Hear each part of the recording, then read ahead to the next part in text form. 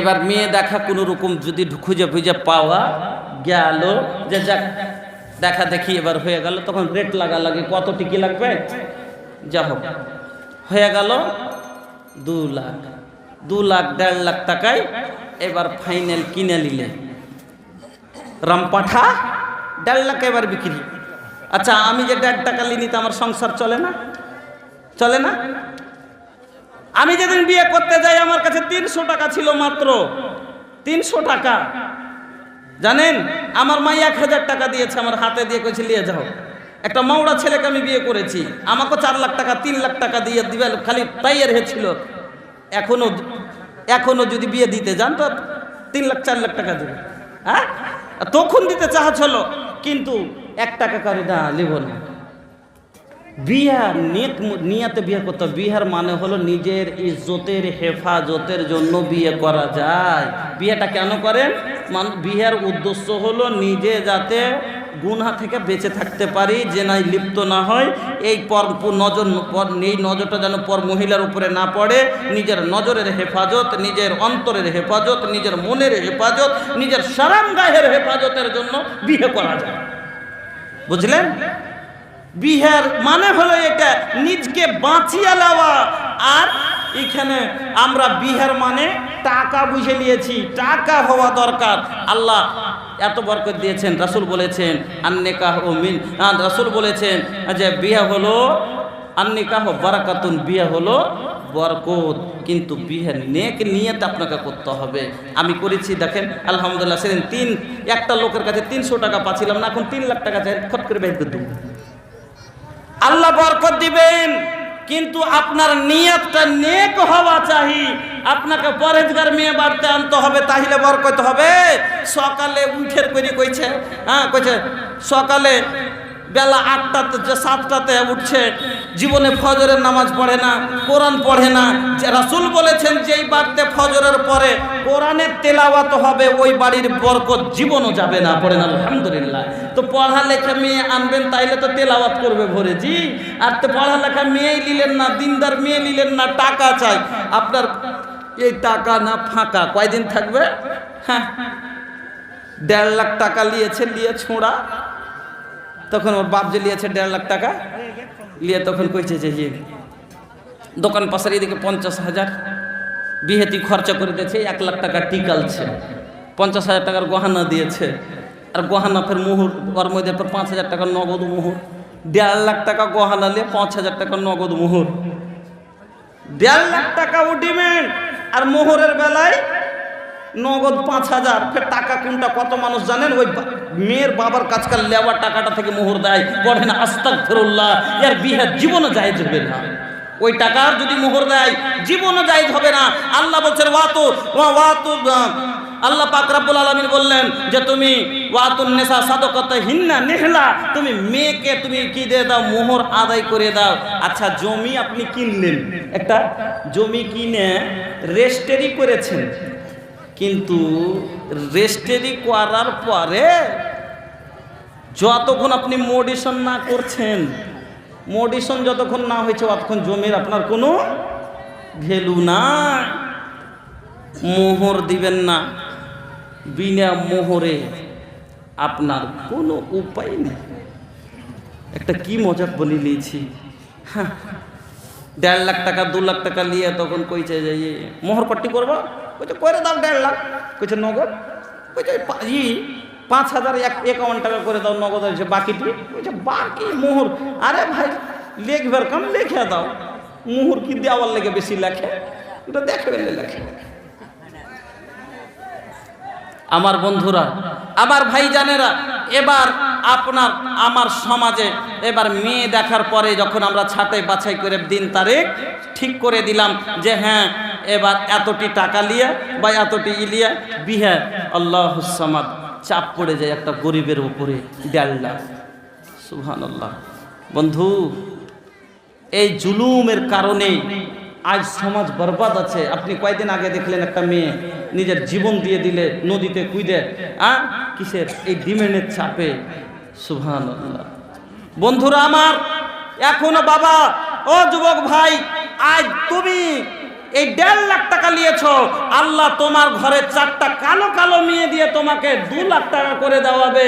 সেই দিন আজ তুমি একজনকে বাধ্য করেছো লোকের কাছে হাত পাততে, আল্লাহ তোমাকে মসজিদের দুয়ারে খাড়ো করে ভিক করতে বাধ্য করবে ইনশাআল্লাহ। খুব বড় কষ্ট পাই জানেন, যখন দেখি কাউকে কোনো মুসলমান ভাইকে যখন দেখি যে মসজিদের দুয়ারে দাঁড়িয়ে বলে, জুমার পরে বলে না যে বেটির বিয়ে দেওয়ার লেগে কিছু সাহায্য চাচ্ছি,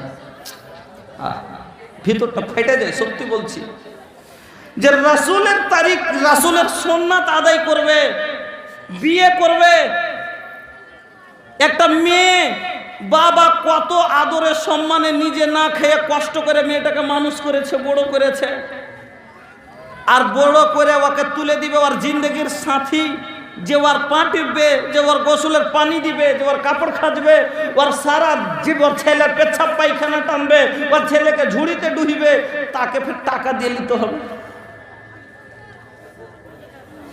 আল্লাহুস সামাদ। বিয়ের চাপে এবার 1.5 লাখ টাকা যখন আপনি বলে দিলেন, ওই বাবা তখন গ্রামে গ্রামে মসজিদে যায়, তখন হাত পাতে আর বলে বিয়ের জন্য ভাইজান কিছু সাহায্য করেন। কিসের জন্য? আপনি 150টা 100টা বরযাত্রী দিলেন, এই 100টা 50টা বরযাত্রী আপনি পাঠালেন কিসের জন্য? পরের বাড়ি যত যাবে যাক, কি পাবেন খেতে? 2টা সেবের চির, 2টা কমলা লেবুর চির, 2টা রসগোল্লা, 2টা ডালমুট, 2-4টা কাজুর দানা, 5টা কিশমিশের দানা, এই তো একটা প্যাকেটে পান। আপনার কাছে আসে তো 2টা কাজুর দানা, আপনি জীবনে কাজু খাননি, বাপের জন্মে রসগোল্লা খাননি, আপনি বাপের জন্মে কোনোদিন সেব খাননি। আরে ভাই, সেব তো ডেলি খাচ্ছেন, আঙ্গুর তো ঢেরা 50 টাকা কিলো। তাহলে আপনার বাড়িতে বলবেন মাংস তো গ্রাম ভর 2 দিনে খাচ্ছেন, তাহলে সামান্য 2টা মাংস, সামান্য 2টা সেবের চির, এইটুকু খাওয়ার জন্য আপনার লেগে একটু, কিন্তু একটা লোকের জন্য 50,000 টাকার বাজার, একটা লোকের জন্য 50,000 টাকার বাজার। আর এই 50,000 টাকা জমা করতে ওই বাবাকে কত দুয়ারে যে হাত পাততে হয়েছে। কাউকে হাত পাতি আপনি টাকা নিয়েছেন, বলেন আপনি জীবনে কোনোদিন সুখী হতে পারবেন এই বিয়ে করে? আপনার বাড়িতে বরকত হবে? কাউরির চোখে জল দিয়ে কানিয়ে, কাউরির দুয়ারে দুয়ারে দাঁড় করে আপনি টাকা নিয়েছেন, আপনার জীবনে কোনোদিন আল্লাহর তরফ থেকে জীবনে কোনোদিন বরকত আসবে না। আপনার বাড়ি গরিবই থাকবেন, আপনার জীবনে কোনোদিন শান্তি আসবে না। বন্ধুরা আমার, কোনো বাবাকে যখন মসজিদের দুয়ারে দেখি, সত্যি বলি ভাইজান, অন্তরখান ফাটে।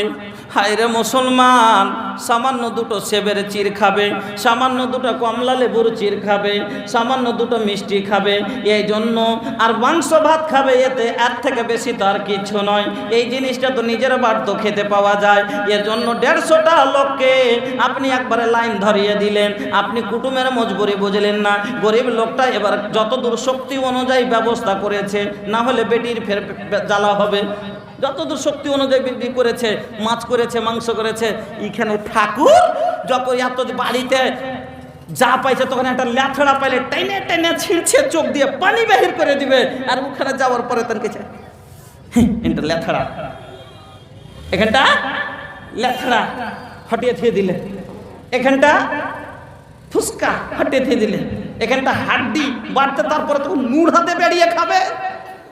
আর ওখানে যাওয়ার পরে তখন হাড্ডি হটিয়ে দিয়ে দিলে ওটা, তারপরে তখন একজন তোকে কেমন লাগলো বে? গোস খানটা ঝাল খুব। একটা মানুষ সব রকম ভালোবাসে, এতগুলা মানুষ আপনার জুবানের টেস্ট আছে, সবারের মুখে আপনার স্বাদ আছে। আমি লবণ বেশি ভালোবাসি, ইনি লবণ কম ভালোবাসেন, উনি লঙ্কা বেশি ভালোবাসেন, ঝাল ভালোবাসেন, আপনি ঝাল কম বাসেন। এবার কার মনে তাইয়ার করবে? তাইলে 150টা বরেতির আলাদা আলাদা করে খাবার তৈরি করতে হবে। তাইলে 150টা বরেতির মানে যে আলাদা আলাদা খাবার তৈরি করতে হবে। আর এক জায়গাতে করলে তো সবারই মনের মতো জীবন হবে না। এটা তখন ভাবে না যে 10 ওয়ালি খানা যতদূর একটা কুটুমকে ভালো খাওয়াবার জন্য চেষ্টা করে ভালো করেছে, কিন্তু এতে যতদূর এতে কিছু করার নাই, তখন বলবে এরকম কেউ খায়? এত ঝাল, এত ঝাল। তো রাত হয়েছে তো পালাবে না, দুটো রাত গেছে পালাবে না কেন? গিয়ে দেখে নিল বিয়ে শুরু করছি তখন কিন্তু শোনাচ্ছি, বিয়ে দেখনি শুরু হয়নি, এখানে তো দেখা দেখি চলছে। হ্যাঁ বাস আধ ঘন্টা কয়টা হলো বেশি। আমি নিজে রাত থেকে সারা রাত ওয়াজ করে ফজরের নামাজ না পড়লে সারা গুনাহ বোঝা মাথায় নিতে হবে, এই লেগে বেশি নয় আধ ঘন্টা আপনারা রুকেন। আধ ঘন্টা তো খুব শর্টে, হ্যাঁ লম্বা বিষয়, আধ ঘন্টাতে সারছি। এবার বন্ধুরা আমার বিয়ে দেখা দিন তারিখ হয়ে গেল, দেখার পরে এবার শুরু হলো যে সামনে শুক্রবারে থুবড়া, সামনে শুক্রবারে থুবড়া। এবার থুবড়ার দিন দেখেন, কিন্তু যত চ্যানেলওয়ালা আছে ভাই গীতকে দিও না, গীতটাকে দিও না, কেটে দিবে। হ্যাঁ এরা মনে জেনে ওইটাকে আরো বেশি দিচ্ছে। এবার বিহার লেগে 3 দিন থাকতে হবে, এটা কোন কথা হইল?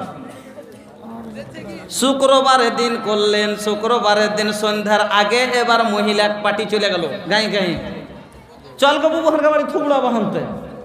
নিয়মকে বদলান, ই থুবড়া থাবড়ি শরীয়তে কিছু নাই। এবার কালা চল গো বুবু থুবড়া বাহানতে, থুবড়া বাহান একবার ডাকে এলো, বলে ধান বাহান তোর বাড়ি আসবে। এবার এসার রাতের পর সময় ফের ডাকতে গেল, চলো জি ভাই থুবড়া খাইয়ে আসবার, খাইয়ে আসবে।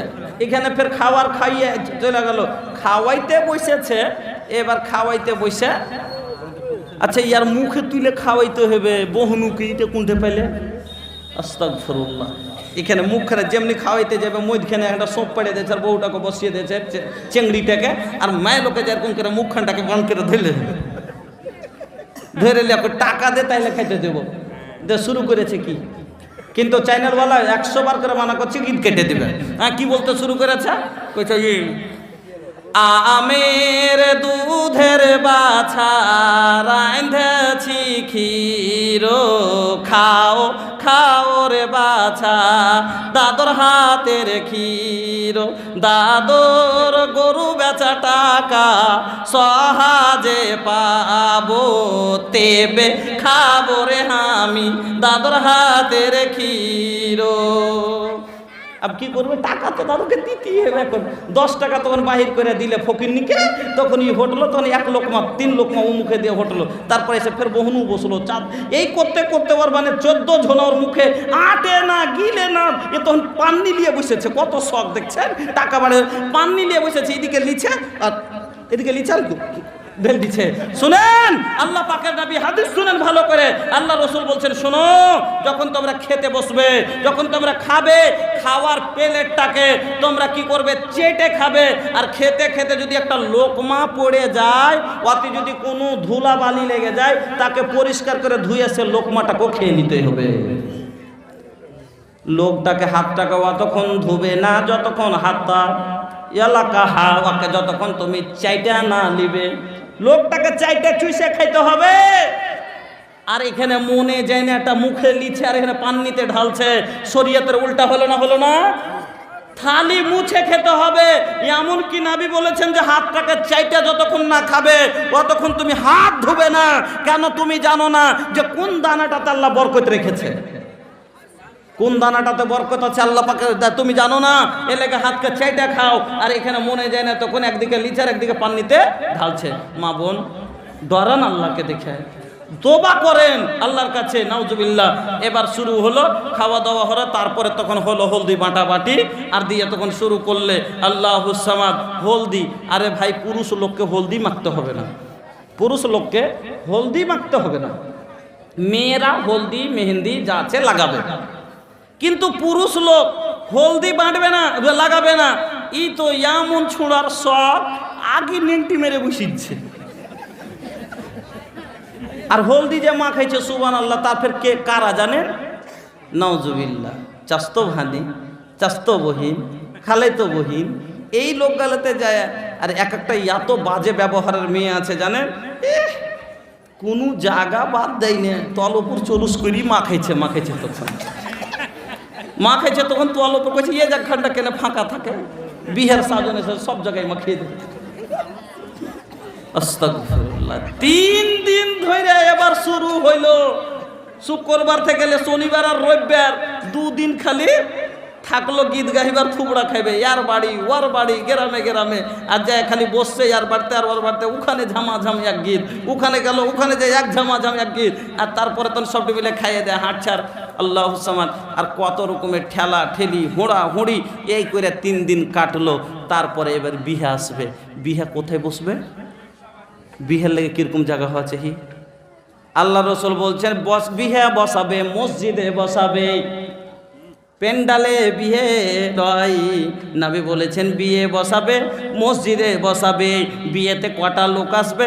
তাহলে ছেলের বাবা আসবে আর 2-4টা এমনি গাওয়া দাওয়ার লেগে লোক আসবে, অন্য কোনো লোক আসবে না। আর এখন বাপ যাবে না, 14 গোষ্ঠী যাবে। গার্জেনকে যাওয়া দরকার। এখন যদি যাইতে বলবে এ বেটার বিয়েতে বাপ বলে দিবে, আরে পাগলা, ও তো হলো গার্জেন, ওই তো সামলাইবে, ও তো নিজের বেটাকে দিয়ে, ওই তো কিনতে দিচ্ছে পরের মেয়েকে বেটা নিয়ে। তা না করে বেটা বাপকে যাওয়া দরকার, বাপ যাবে না। তখন 14 গোষ্ঠীকে একবারে ঠেলে ও কইছে জানা হে যা দেখে আসবি বিহার বাড়ি, জানা হে যা দেখে আসবি বিহার বাড়ি। এই করতে করতে এবার 14, 77, 72টা আর গাড়ি করলে 14 ঘন্টা, 14 খান গাড়ি করে ভাড়া 2500 করে জুড়েন, 2500 করে গাড়ির ভাড়া জুড়েন।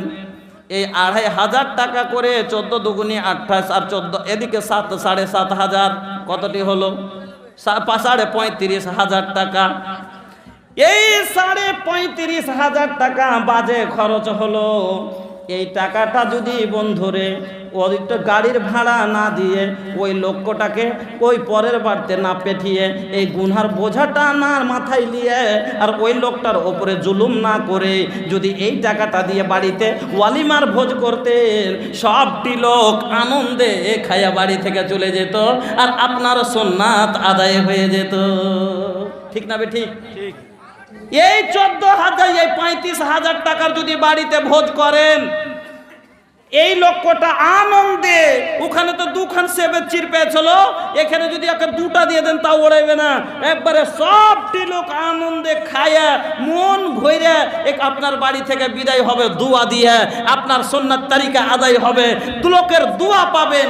তা না করে গরিব লোকটার উপরে জুলুম করে আপনি তখন দিয়ে ওকে পাঠিয়ে দিলেন সবটি লোককে, মানে পরের বাড়ির বেলাতে ওখানে যাওয়ার পরে সব আপনা আপনা খাইছে আর আপনার গীত গাইছে, বাড়ি ভাল্লাই, কুটুমের বদনাম, ই গাইছে কইছে এরকম দোষ এরকম, ও এসে বলছে নাস্তা ভালো ছিল না, ও এসে বলছে পানি গেলা গন্ধা ছিল, এই করতে খালি বদনামই বদনাম। আমার বন্ধু চলবেন আপনি, আর বদনাম করে গেল সারা লোকে। এখানে ওখানে যাওয়ার পর ফিরে এক জায়গায় বসে থাকে, আল্লাহ গোটাই গ্রামে তখন টুকি ভুলকি মেরে বেড়েছে, কার কোনখানে কি আছে। জি আচ্ছা, ও তো ওটা বললে আগে হয়তো। যা হোক, আমি মধ্যখানে 2টা মিনিট পরে ফের আগে বাড়ছি। আচ্ছা ভাইজান, এই গুনাহগালার কারণ কি? শুধু অশিক্ষিত, শিক্ষা না থাকার কারণে। তবে এই জন্য আমাদের জীবনে মাদ্রাসার খুব দরকার। মাদ্রাসা খান এখানে একটা আলহামদুলিল্লাহ একটা হাফিজ সাহেব 30টা ছেলে, এটাই হলো নিয়ম পড়াইবার, 20টা 25টা 30টা ছেলে, এটাই হলো একটা লোকের লেগে, এটাই যথেষ্ট। আর এইরকমই পড়া হওয়া দরকার, না তো এক গহিল ছেলে রেখে লেছে আর হ্যারে হ্যারে বকরি হাঁকা করে হাঁকাইছে, পড়ালেখা কিচ্ছু হয় না, কোনো লাভ নাই এই পড়াতে। 30টা ছেলে লিয়ে বসে আছে সুন্দর করে, একে কোনখানে কার সবক আছে মনেও থাকবে, ভালো করে পড়াতে পারবে। আর এইভাবে যদি তাইয়ার হয়, আলহামদুলিল্লাহ শুনলাম নাকি যে ছেলে ফারিগও হলো, সুবহানাল্লাহ, খুব বড় একটা কিসমত, জাযাকাল্লাহ। তবে এই কোরআন, যে কোরআন না হলে আজ এই কথাগুলো জানতাম না, যে কোরআন না হলে মুখে দাড়ি থাকতো না, যে কোরআন না হলে আজ জান্নাতের আশা পেতাম না, যে কোরআন না হলে হেদায়েত পেতাম না, যে কোরআন না হলে দিন বুঝতাম না। এই কোরআন আপনার কাছে আমার কাছে আইসে বলে আজ হেদায়েত পেয়েছি, আল্লাহকে চিনেছি বন্ধুরা আমার। তবে এই কোরআন আপনার কাছে আমার কাছে আসতে জানেন কত কষ্টতে এসেছে। এই কোরআন আমার রাসূল যখন প্রচার করতে শুরু করলেন মানুষের কাছে, ওই মক্কার জালেমেরা বলেছিল যে মুহাম্মদ তুমি বাদশাহী চাহো, তোমাকে বাদশাহ বানিয়ে লিছি, কিন্তু কোরআন প্রচার করিও না। তার জমি যদি সব থেকে সুন্দরী মেয়ে চাহো তোমাকে এনে দিছি, কিন্তু তুমি কোরআন প্রচার করিও না। আমার রাসূল বলেছিলেন শোনো, এক হাতে আমার যদি সূর্য, এক হাতে চাঁদ চন্দ্র এনে দিয়ে দাও, তবে আমি কিন্তু কোরআনের প্রচার ছাড়বো না। যখন দেখলো জালিমেরা যে রাসূলকে পারলাম না, তখন ওরা একঘরে করে আমার রাসূলকে 3 বছর ধরে শৈবে আবি তালিবে বন্দি করে রেখেছিল। গাছের চামড়া আর পাতা খেয়ে আমার রাসূল নিজের জীবন যাপন করেছে, সাহাবায়ে কেরাম যে দিন প্রচার করেছেন। ওখান থেকে বের হওয়ার পরে তাইফে গেলেন, গেছে, তাইফের লোকেরা ওরকম পাথর মেরেছে যে শরীরের রক্ত ঝরিয়ে দিয়েছে। ওহুদের মাটিতে রাসূলের মুখের দাঁত পর্যন্ত জালিমেরা ভেঙেছে। এই কোরআনের জন্য রাসূল নিজের মুখের দাঁত দিয়েছে, তাইলে আজ হেদায়েত পেয়েছি। আনেওয়ালা নসলের লেগে এই হাফিজ তৈরি করে যেতে হবে। দেশের অবস্থা ভালো নাই, জালিমেরা আক্রমণ করতে আছে, এই হাফিজগুলোকে তৈরি করে রাখে যেতে হবে সদ্দিনের লেগে। এজন্য আমি প্রত্যেক জায়গায় জানেন 30টা লোক আমি মিম্বার খাড়ো করি কোরআনের সভাতে। যদি 30টা কোরআনের মিম্বার না হয় তো মজাই লাগে না, তাহলে কোনো ভ্যালুই নাই। হ্যাঁ, আমার এখন বর্তমানে 29,300টা মেম্বার হয়েছে, পড়েন আলহামদুলিল্লাহ। 29,300 মেম্বার এই কোরআনের জন্য জীবন দেওয়ার জন্য প্রস্তুত আছে। যে ওনারা বলেন যে আমি রাসূলের জামানা যদি পেতাম আমরাও কোরআনের জন্য জীবন দিতে যেতাম, তবে এখনও দরকার পড়লে পাবো। বন্ধুরা আমার, এজন্য আমি একটা করে 1000 টাকা বা 1 কুইন্টাল দানা নগদে বাকিতে, এটা আমি মানে মেম্বারের এটা রেখেছি। একটা মুখিয়ার মেম্বার হওয়ার লেগে 20-25 হাজার খরচ করে 5 বছর মেম্বারই পাই। কোরআনের মেম্বার, রাসূলের মেম্বার, দিনের মেম্বার হবেন মাত্র 1000 টাকা বা 1 কুইন্টাল মাকই ধান যা দেবেন নিজের খুশিতে নগদে বাকিতে। 2 মিনিট আবদার করেছি, যদি 5টা মেম্বার হন তাহলে জানবো যে ইসলামের 5টা খুঁটি আলহামদুলিল্লাহ এই জায়গাতে কায়েম হলো, খাড়ো হলো। দিনের 5টা মেম্বার খাড়ো হয়েছে, তবে নগদে বাকিতে যখন দিবেন। কিন্তু 5টা লোক আসেন, একটা করে 1000 টাকা আবদার করেছি। একটা পাড়া বাড়িতে নিয়ে যান, জীবনে কাজ দেবে। যখন কোনো বিপদে পড়বেন আল্লাহর কাছে নেকির ওয়াসিলা পেশ করে দোয়া করতে হয়, বিনা ওয়াসিলাতে দোয়া কবুল হবে না। জানো আপনারা একটা হাদিস শুনে আছেন যে 3টা লোক যাচ্ছিল, ওই যে গর্ততে বন্ধ হয়ে গেছিল। হ্যাঁ, তো কি আল্লাহর কাছে ওয়াসিলা পেশ করেছিল? নেক ওয়াসিলা, যে আমি এই কাজ করি, আমি এই কাজ করি। আপনার এই নেক ওয়াসিলাটা যদি থাকে ইনশাআল্লাহ আপনারা পরিত্রাণ পাবেন। আমার বন্ধুরা, ভাই জানেরা, এজন্য আসেন একটু, যদি 1000 না পারেন 500টা করে টাকাও 10টা লোক আমার হাতে দিয়ে একটু দোয়া নেবেন। আমি দূর থেকে এসেছি, আমি বাড়ি থেকে বেরিয়েছি অনেক